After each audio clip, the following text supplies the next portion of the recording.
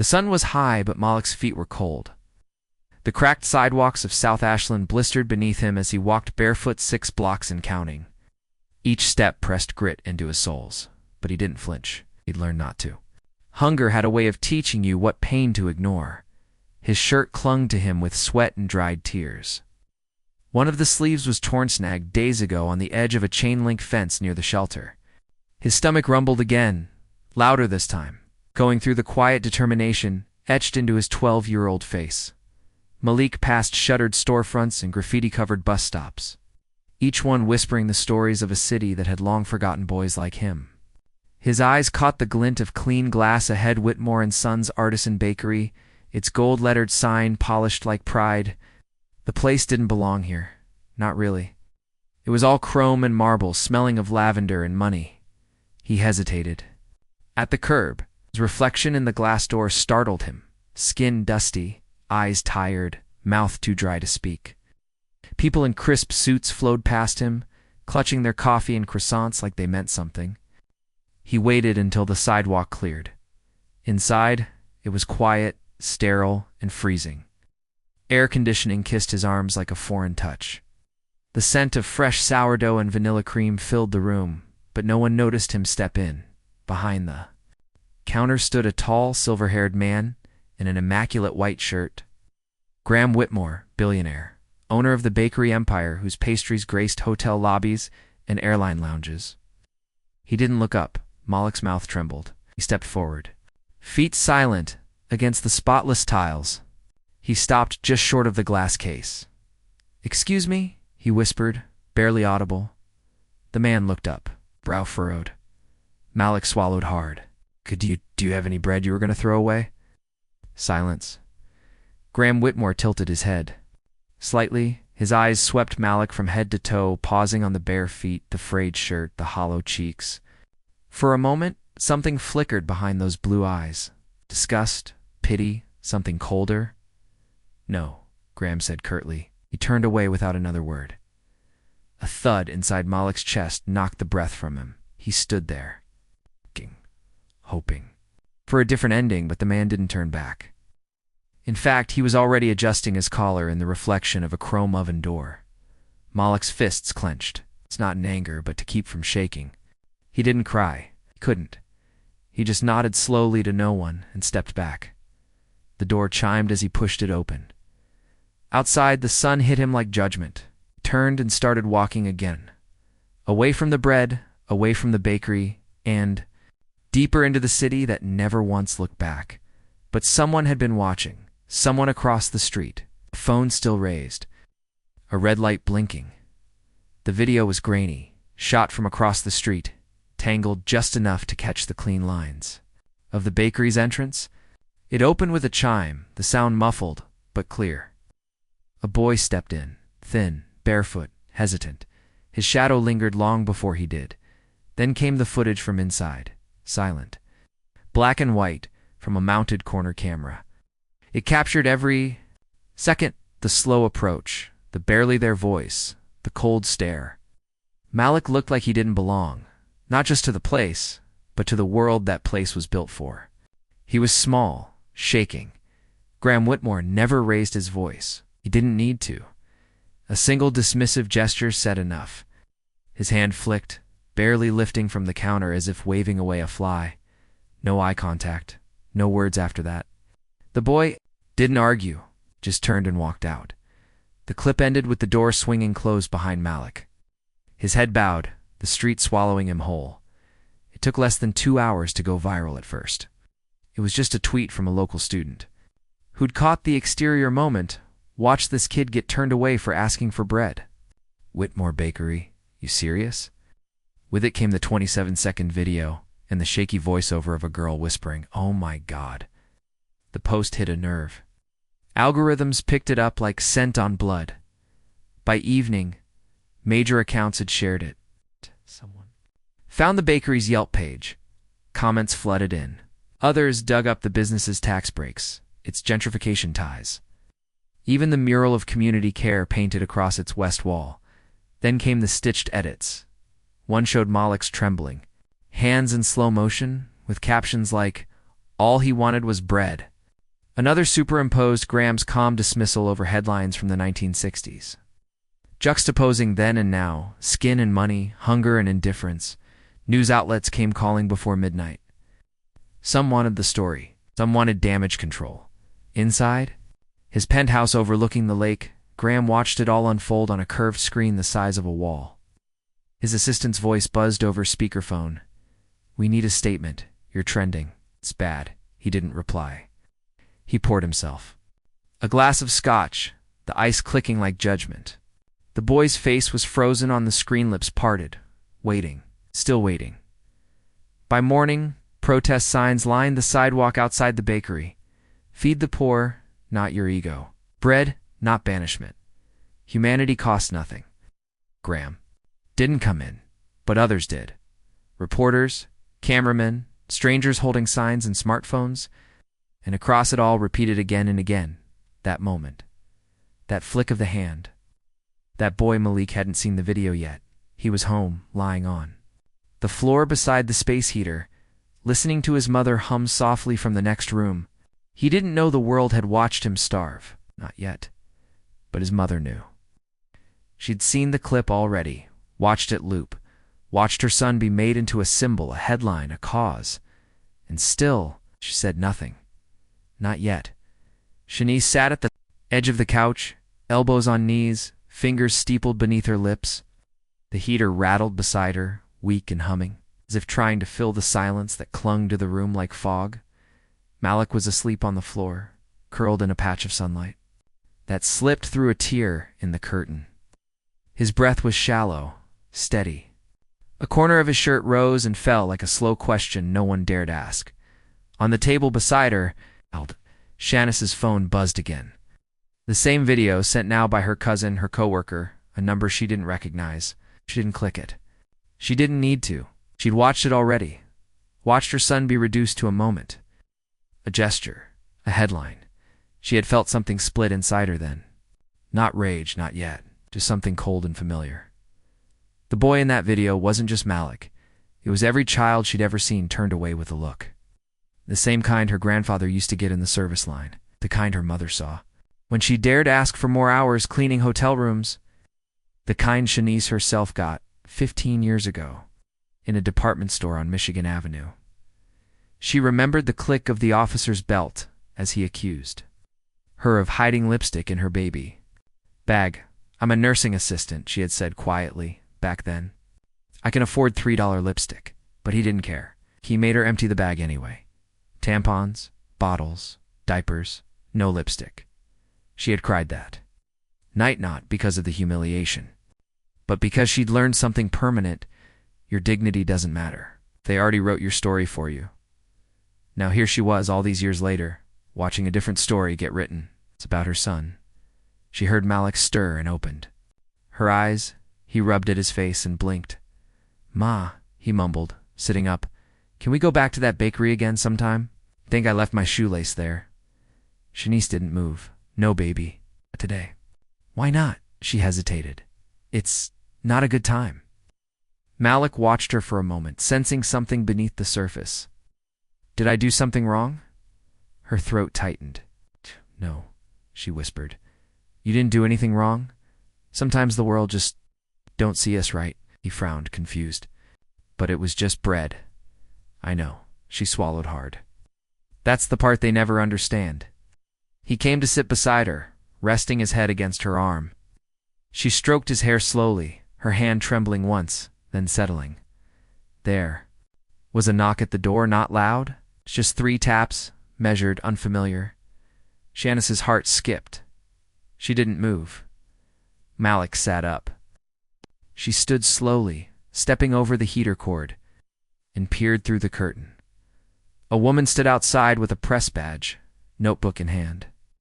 Behind her, a cameraman adjusted his lens. "Journalist," Shanice muttered. "They found us." Malik looked up. "Why?" She turned back toward him, eyes tired but steady. "Because now, baby, they want to hear what the poor black boy has to say." The knock came again, firmer this time. Shanice stood frozen, Malik behind her, wide-eyed. She exhaled through her nose and opened the door a crack. Good morning, said the woman gently. My name's Vanessa Green. I'm with the South Side Chronicle. I'd like to speak with you, with your son. The badge was real. So was the empathy in her eyes, black, steady, and tired in the same way Shanice's were. Still, Shanice didn't open the door any wider.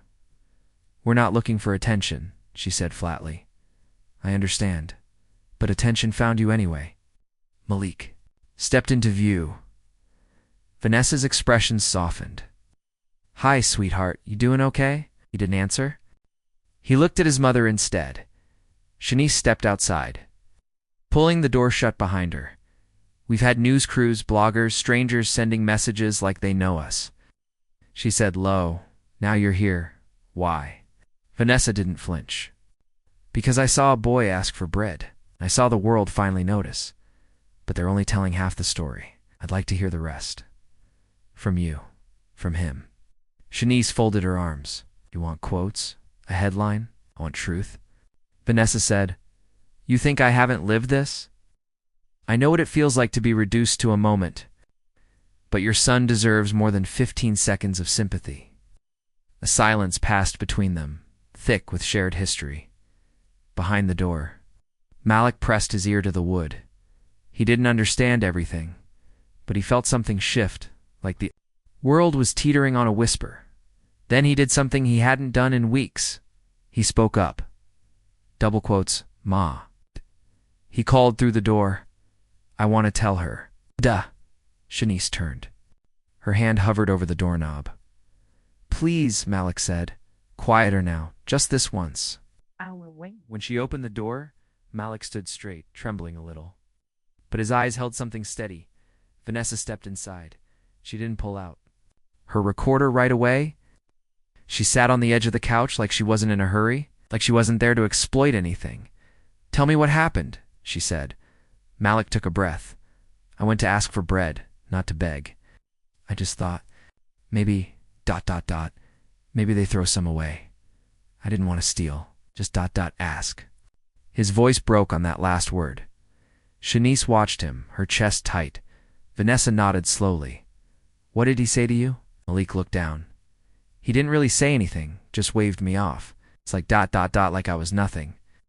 The room fell quiet. Vanessa leaned in, her tone gentle. You're not nothing, Malik. He looked up. Then why do people act like I am? Nobody had an answer. But Vanessa clicked on her recorder then, gently, and began again, this time not with questions, but with something warmer. Let's start from the beginning, she said. The lights were bright, too bright. Malik sat on the edge of the couch, knees pulled up, watching the television in silence. His mother stood in the kitchen behind him, arms crossed, body still. On screen, the studio gleamed like glass. A news anchor smiled tightly beside Graham Whitmore, whose tailored suit looked like it cost more than their entire apartment. He sat, perfectly straight, not a wrinkle in sight, his expression composed, almost serene. The anchor turned to him. Mr. Whitmore, thank you for being here. The video of your interaction with young Malik has sparked national outrage. What do you want to say to him and to the country? Graham gave a small nod, practiced. I'd like to begin by apologizing to Malik, to his mother, to the community. What I did, what I failed to do, was wrong. He paused, eyes narrowing, just slightly, as if remembering his lines. No child should ever feel unwanted. That's not what this bakery stands for. It's not what I stand for. So, in addition to a personal apology, I'd like to offer Malik a full scholarship. Private school, all expenses covered. As a gesture of good faith and a commitment to change, the anchor beamed. That's incredibly generous. Graham nodded again. It's just the beginning. Applause followed in the studio. Polite, measured, clean. But Malik didn't clap. He didn't smile. He just stared, quiet, unmoving. It felt wrong. Not the words, but the way they were delivered. They sounded smooth, wrapped in velvet and varnish. Like someone had rehearsed them 100 times in a mirror until even regret looked beautiful. He looked back at his mother. She hadn't moved. Do you believe him? Malik asked. Shanice didn't answer at first. Then, he believes himself. Malik furrowed his brow. What's that mean? It means sometimes people think saying sorry is enough, especially when they're used to the world forgiving them fast. Vanessa's voice came from the corner. She had stayed after the interview, her notebook now closed on her lap. Don't mistake charity for justice, she said softly. A scholarship's good, but a system that lets this happen in the first place, that's still standing. Turned back to the screen. Graham was smiling now, shaking hands with the anchor. The apology already fading into tomorrow's segment, Malik's fingers curled into the couch cushion. Something in him wanted to speak again, not to the camera, not to the city, to him. And this time, he wouldn't be asking for bread. Vanessa sat hunched. In the archive room of the Southside Historical Society, fingers dusted with the faint gray of old paper and forgotten stories, the light above her flickered now and then, like memory itself, fragile, intermittent. But persistent. She hadn't stopped thinking about Graham Whitmore's apology. It sat in her chest like spoiled milk, smooth going down, but curdled underneath. So she dug. Not out of spite, but instinct. The kind that tells a black woman when something doesn't add up, even when it shines. She started with property records. Whitmore and Sons Bakery's first flagship store, built in 1993. Stood on what used to be a tight-knit, predominantly black neighborhood known as Riverside Commons. Generations lived there. Businesses thrived. Families grew. Churches, barbershops. Corner stores gone. The words in the redevelopment documents were bloodless. Blight removal. Commercial opportunity. Revitalization zone. But the photos told the truth. Block after block, flattened like memory, was a disease. Family-owned diner replaced by a sleek cafe, a local grocery gutted for parking, and beneath it all, a name kept surfacing. Whitmore Development Group. Vanessa leaned back in her chair, throat dry. She pulled a box marked personal letters 1970s. She didn't expect much. Inside, folded between two yellowed pages, was a faded photograph. A black man stood in front of a brick home, arms crossed proudly. Beside him, a boy maybe 10 grinned with a missing tooth, scrawled on the back. Jeremiah Lewis and Son, minus 1,975, 14th and Halston. Vanessa's heart thudded. That address? That was now the site of Whitmore's luxury flagship bakery. She dug further. Jeremiah Lewis, local carpenter, veteran church elder, petitioned against the demolition in '89, denied. No compensation. Evicted in winter. A spark of recognition hit her. That last name, Lewis. Back at her apartment, she checked the interview notes from Shanice. Shanice Lewis. Malik's great-grandfather had stood on that land. Raised a family there. Lost it all to the same empire. Now offering his descendant a scholarship. As a token of grace, Vanessa stared out the window. City lights buzzing like angry ghosts. This wasn't just about a boy in a bakery. It was about legacy, erasure, a story of how the land itself remembers what the headlines forget. The next morning, she returned to Shanice's apartment, files in hand. Malik opened the door, eyes still sleepy. I found something, she said. She said. ENIC.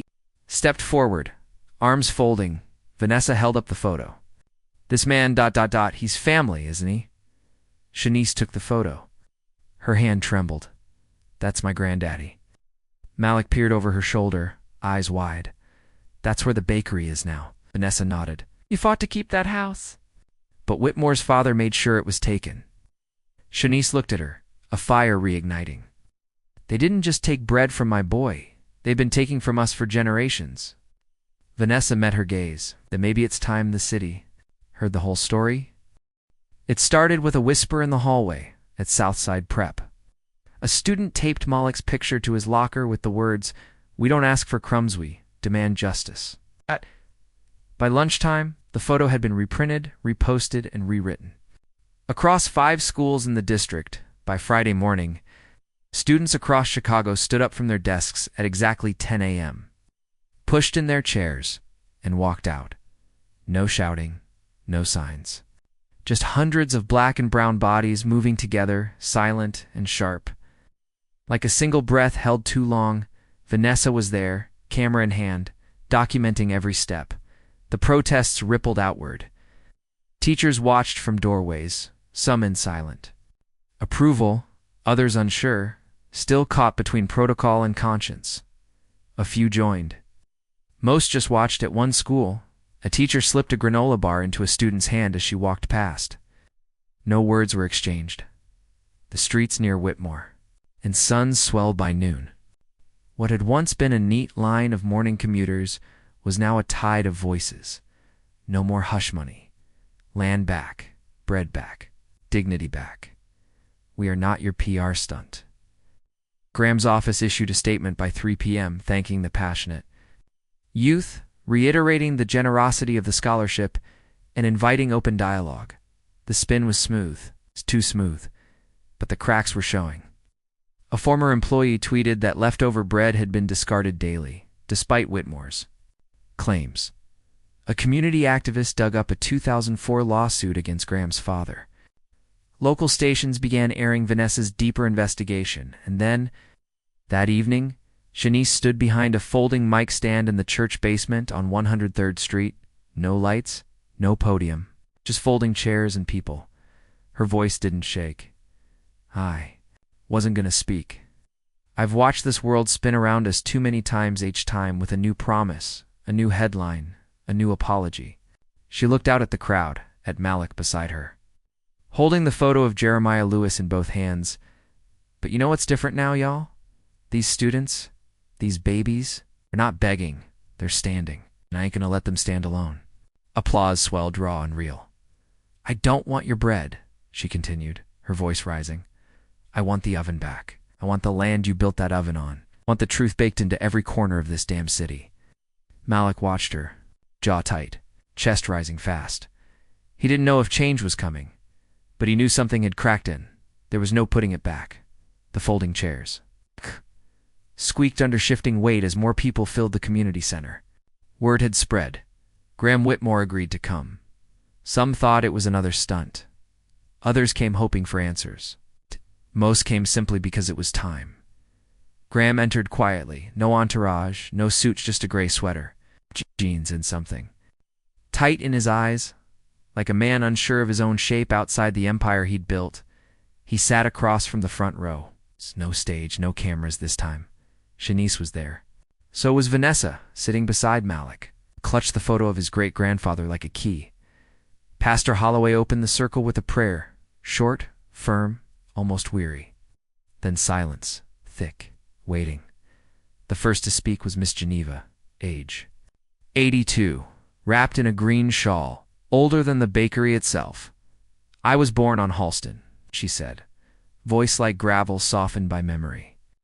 Our house was number 1437. My daddy laid that brick himself, and one day men came with clipboards, said they were going to clean it up. We was gone by Christmas. She looked at Graham. I came here not to shame you, but to remind you. We were there. A pause, then. Mr. Elwood, once a shopkeeper. They took my corner store, promised relocation, gave us nothing but boarded windows. One by one, stories poured out. No yelling, no rage, just layered truths, each like a brick, returned to the foundation Whitmore had paved over. Graham sat, stiff hands clenched in his lap. Then Shanice stood. My granddaddy used to walk me down that block, she said. Taught me how to shell peanuts on his porch. He turned that porch into marble tile and called it progress. Graham's mouth parted, but he said nothing. Finally, Malik stood. The room quieted. I didn't know any of this, he said softly. But when I asked for bread, I think maybe I was asking for more than that. I just didn't know the words. His voice cracked, but he held the photo high. This man built something. He took it. You can't just say sorry and walk away. Room fell still. Graham stood, eyes glassy, hands shaking. My father was everything to me, he began, voice low. I didn't ask questions. I just followed the map he left behind. I thought I was building a legacy. He looked around, but now I sit was never. mine to build on. His voice broke then, not rehearsed, not polished. I'm sorry. Not just for what I did, but for what I believed I was allowed to do. No applause followed, only silence. The kind that signals something real might be starting. Malik lowered the photo. Vanessa leaned close. Now what? Looked toward the window, sunlight warming his face. Now, he said, we show them how to rebuild. The sign on the bakery door was handwritten black ink on white cardboard, taped unevenly to the glass. Closed today community meal. In progress. All welcome. No logos, no hashtags. Yes. Just those words, and behind them, something trembling between apology and hope. Inside, the smell was different. No espresso machines hissing, no scent of cinnamon glossing over indifference. Today, it smelled like beans, slow-cooked greens, fresh cornbread. It smelled like someone tried to remember. Graham stood behind a folding table, sleeves rolled past his elbows, apron dusted in flour. He ladled stew into compostable bowls, awkward at first like.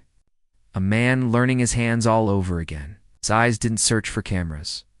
They stayed low, focused. Malik watched him for a long time before stepping inside. The bakery didn't feel cold anymore. Tables had been pushed aside. In their place, long benches borrowed from the church down the street, plates lined up like possibility. Shanice sat with Miss Geneva and Mr. Elwood near the window, laughter rising softly between spoonfuls. Pastor Holloway blessed the room earlier, but the real grace was in the clatter of forks and the way people leaned in when they spoke. Malik hesitated, then approached the serving line. Graham noticed him, stiffened, then quietly he held out a clean pair of gloves. Malik looked at them. Then at Graham. You sure? He asked. Graham nodded, voice low. Only if you want to. Malik slid the gloves on slowly. They were slightly too big, but his grip was firm. He stepped beside Graham and picked up a serving spoon. At first, no one said much. They worked in rhythm, scoop, pass, nod. But the silence felt different now, not tense.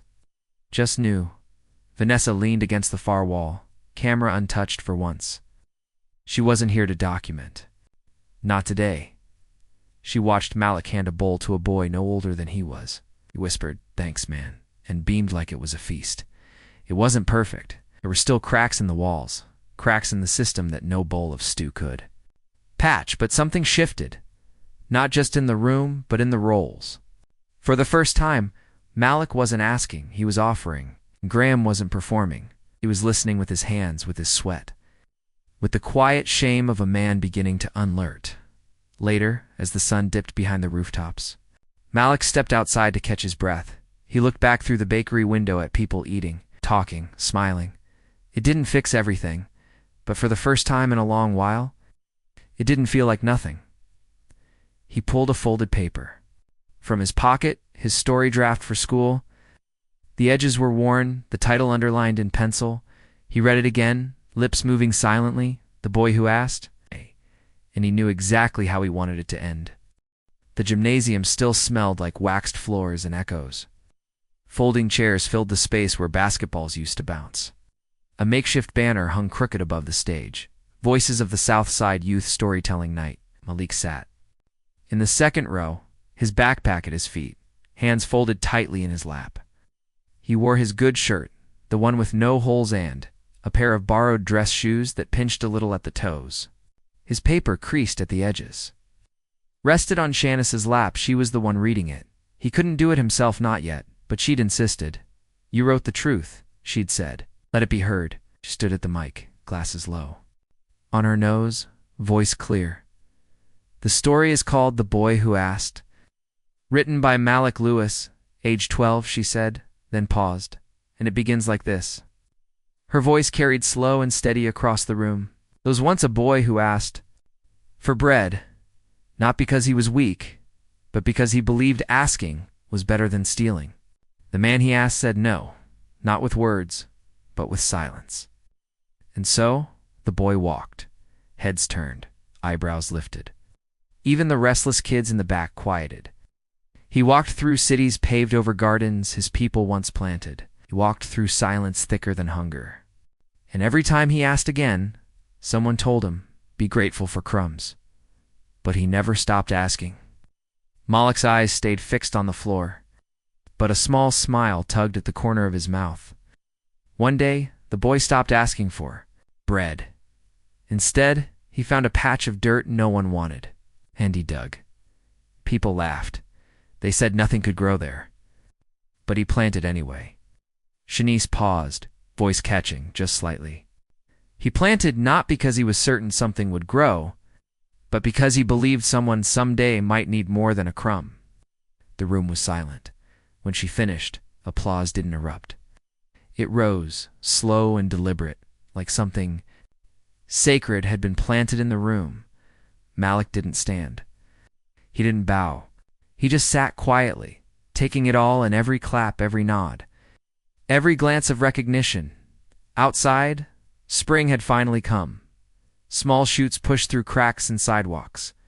The lot behind the bakery, once concrete and broken glass, now held wooden planters' greens, herbs, even a small fig tree. Graham had helped fund it quietly without press. He never called it redemption. It was only a beginning. Malik walked there sometimes after school, not to eat, not to work, just to sit. He watched things grow slowly, messy, unsure, stubborn like healing, and sometimes, when no one was watching, he'd press his hand into the soil, feel the cool dirt under his fingers, and remember that even the smallest seed knows how to reach for the light.